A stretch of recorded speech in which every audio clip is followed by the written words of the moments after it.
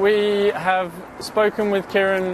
My mum and his girlfriend have spoken with him once. Other than that, we've had 3 or 4 letters from him.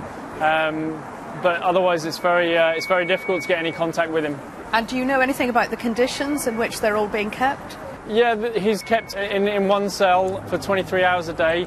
You know, I think it's a very difficult position for him to be in terms of the darkness and the cold of the cell. I think it's very difficult. You know, he's alone with his thoughts for a lot of the day. Give us a sense of your brother and why he feels so passionately about this issue. Well, actually, Kieran's a freelance journalist. He's not an activist. He's not a Greenpeace member.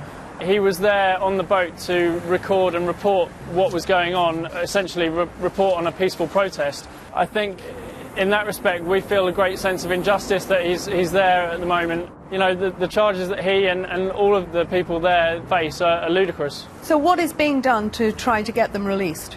You know, we're talking with the Foreign Office regularly. They're saying that they're working with other governments to find a diplomatic solution to this.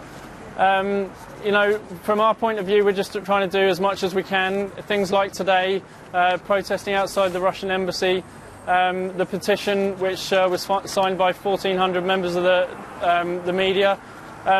We'll keep doing things like that to keep putting pressure on the government and other governments around the world to make sure that they're released as soon as possible. Does it make any difference, the fact that they've been moved to St. Petersburg, do you think?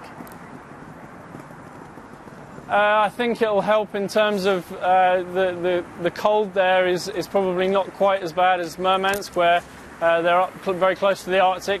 Logistically, it's going to help things because I think it's very much easier to get to St. Petersburg. Kieran's solicitor's based in St. Petersburg. So in that respect, it'll be a lot easier. Politically and legally, I don't know what difference it's going to make.